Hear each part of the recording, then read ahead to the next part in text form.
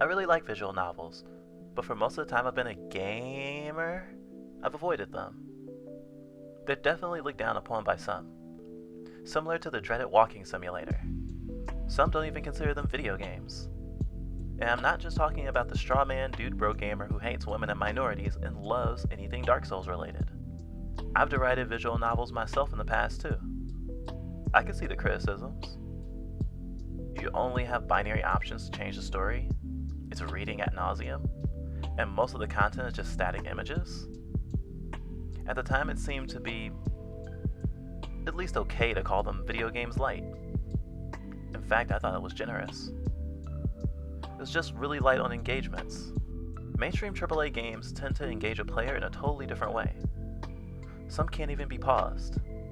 They demand your attention, and they bombard you with enormous, beautiful visuals.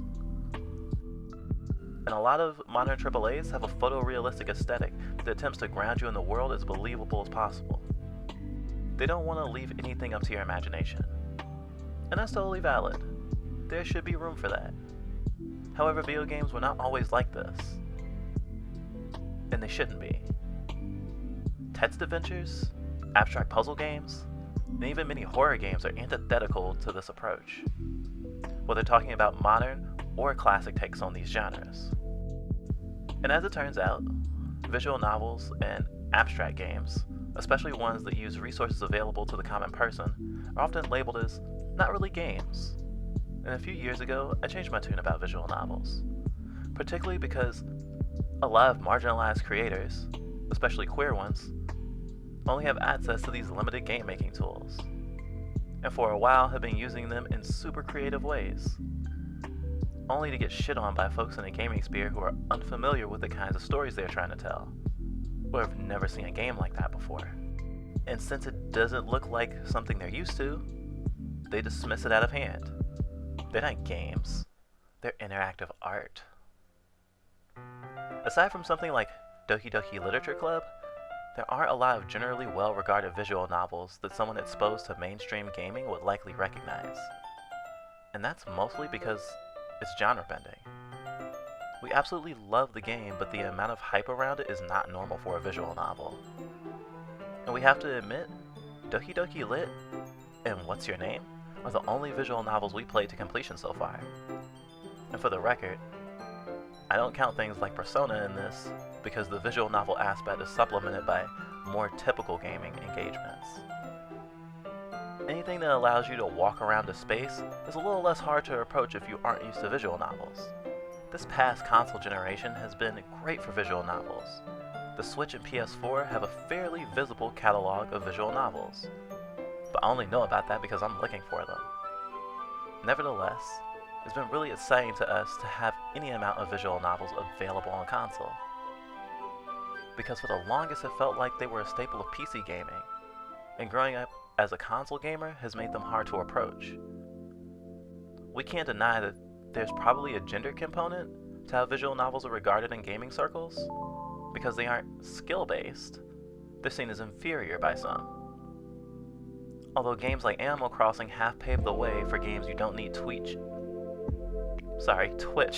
reflexes to play, which for many are a barrier for entry to gaming at all. However, I do think our apprehension in playing visual novels has in part come from their status as girl games.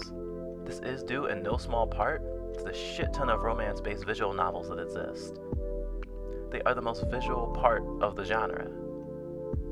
Doki Doki Literature Club is a dating sim too, albeit a subversive one, and even after starting to branch out in the types of gaming content we consumed, it seemed weird to play them. But as our acceptance of our gender progressed, the more things we saw as more flexible than we thought, and we got more comfortable with experimenting with games we weren't used to. So, we recently got a computer and felt the barrier to playing visual novels dissipate. Ironically, even with the amount of visual novels widely available on console, the ones we really wanted to play were still exclusive to computer, because queer and indie games have a very limited market apparently. It took a lot of self-control to not just watch Let's Plays to the games we wanted to see.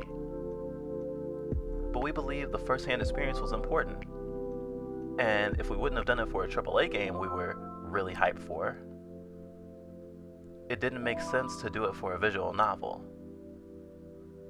Because then we couldn't really argue that they're as valid a game genre as any other. And I'm so glad we did.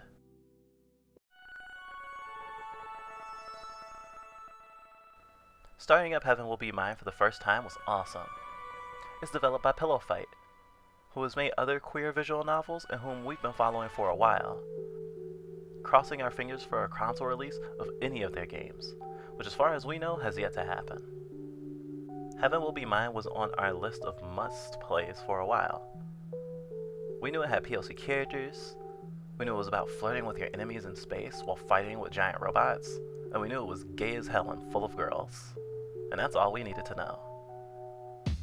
We were still apprehensive though, because it was a visual novel.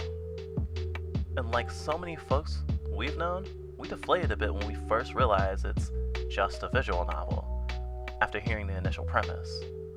Because the premise really slaps, and it had made us long for a gay Zone of the Enders or an actually good Evangelion game. Visual novels ask for more of your imagination than many games do.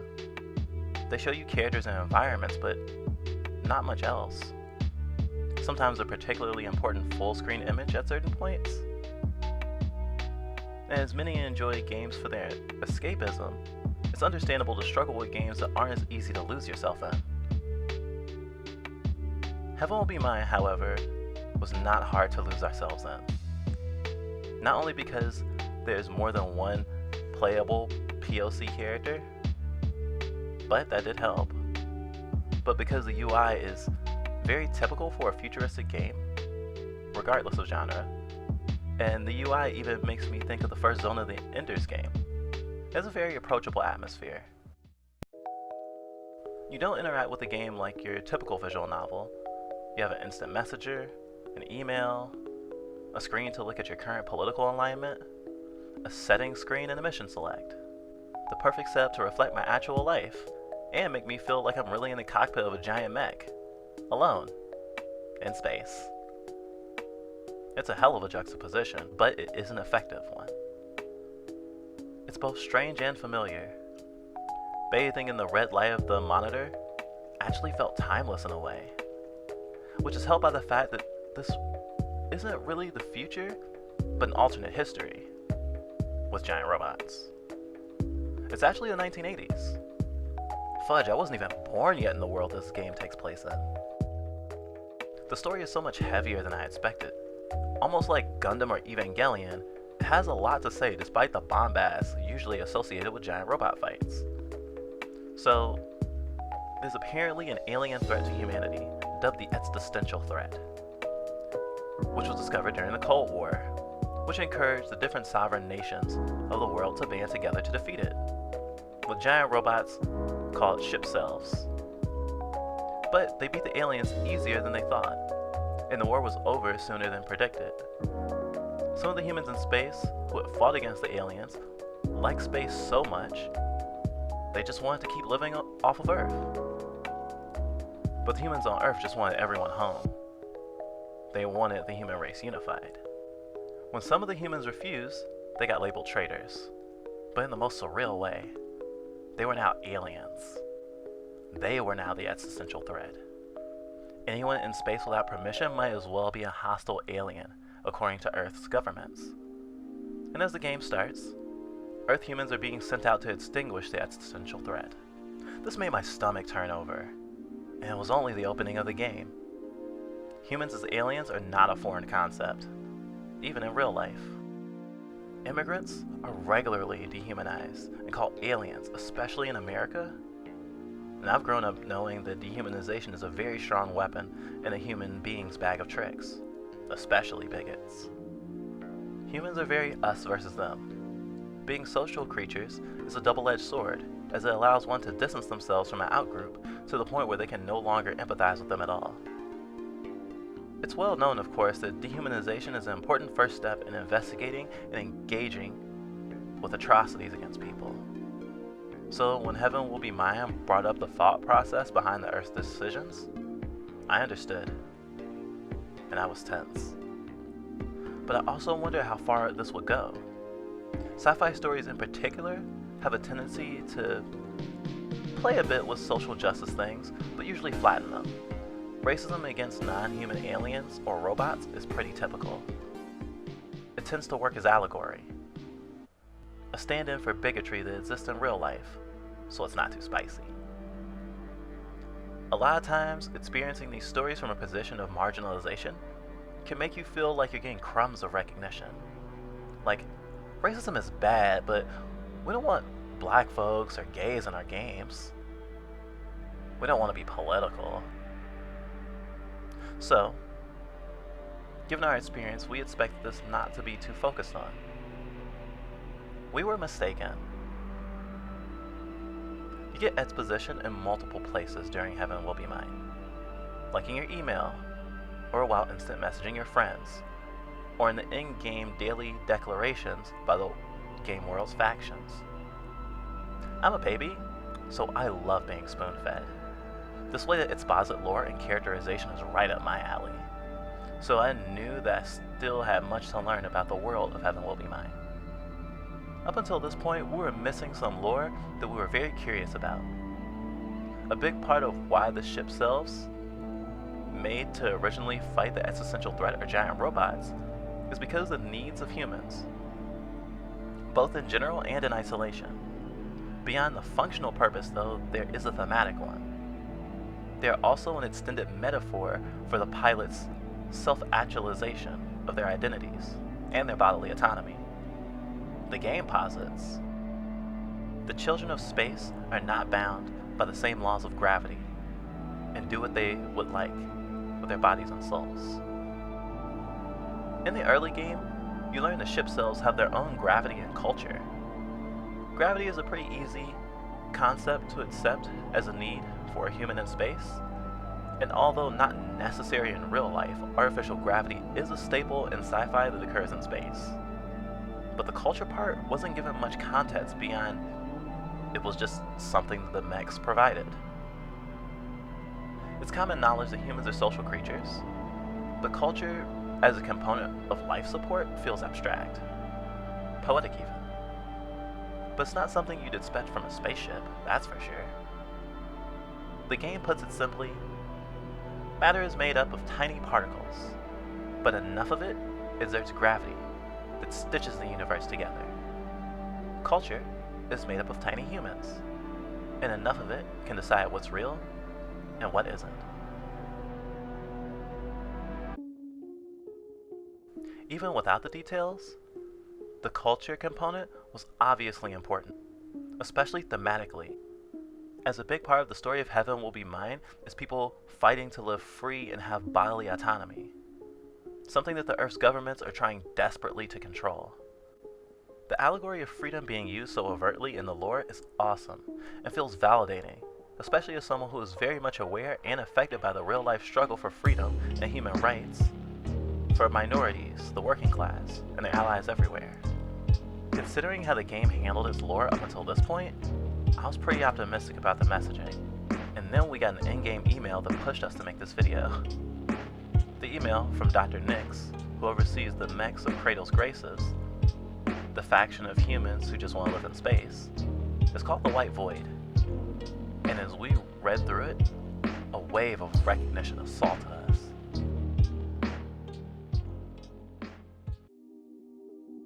The fearful power of it is evident, so much so that I hesitate to even criticize it. It is the nature of the tyrant theory that is fed by all things, including attempts to dismantle it. It can simply assimilate those theories and absolve itself of potential guilt and rhetorical weakness by assuming new forms, because it has no inherent premise that is not fungible, but the impulse to make all else part of it. Far from expanding to incorporate diverse and contradictory ideas into itself, the theory will remove alternate quantum states until finding a solution that would incorporate perfectly in line with the unified culture theory. This is a necessary and inherent step, because in order to prevent any given feature of such a theoretical culture to be subject to aversion, the gravitational pull of the culture must be so great that no information about it can escape. As the theory accumulates culture through culture mass energy conversion, its gravity would steadily begin to grow and its energy decrease until it began to continuously collapse into a single coordinate, and no distinguishing information will be able to escape. The interplay of variant states is necessary for culture to create and change, and this unified field culture will be unable to do so. It will only be able to assimilate and devour. Such a theory would not redefine hierarchy, but enshrine it forever. Far from a compassionate future for humanity, it would necessitate the complete removal of human variance. All humanity and all existence will revolve around a singularity of the unified field culture. The tyrant theory, a white void, a single conqueror thought at the center of the universe.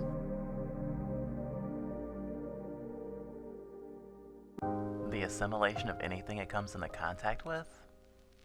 Dog whistles and infiltrating communities like gaming or anime, recruiting and hiding in plain sight at the same time. Absolves itself of guilt by taking new forms? Disavow older or more overt forms of fascism that already failed to win favor. It accumulates culture and in doing so exerts less energy?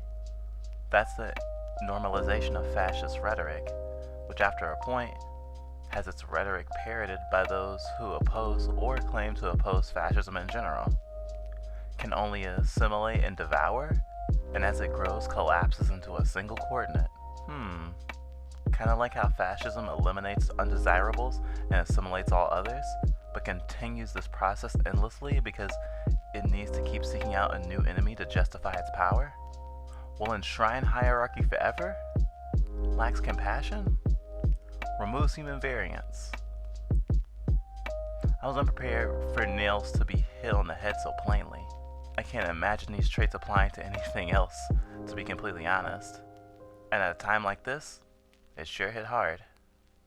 This floored me because it eloquently described white supremacy and fascism, not in only a terrifying way, but as a force of nature. One which is parallel to that of a black hole. Within the framing device of the lore, it's explained almost like any other thing that happens in space, albeit a terrifying thing that happens in space, and which should be avoided at all costs, because like a black hole, its pull is enormous.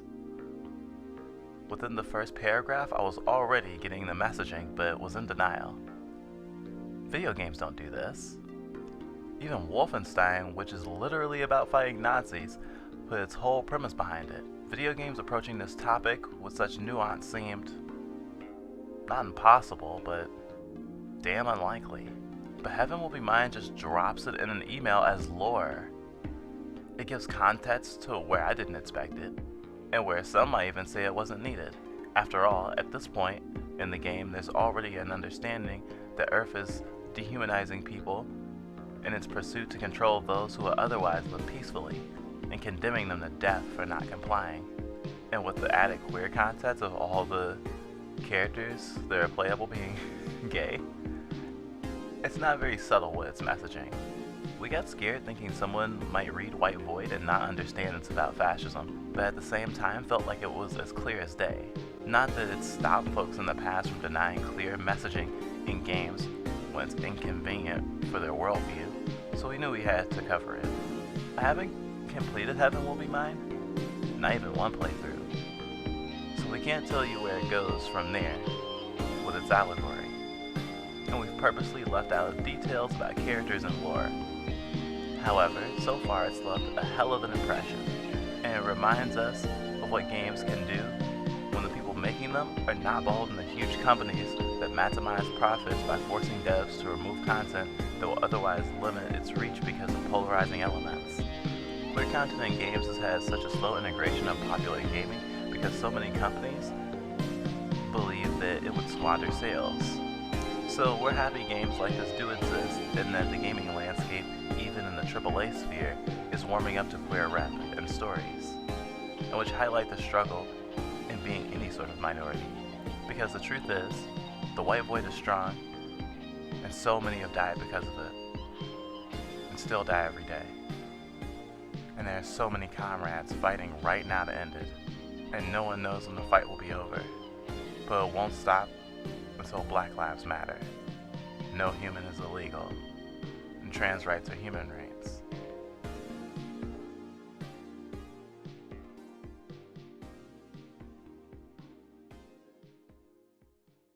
Hello, small and big bites alike.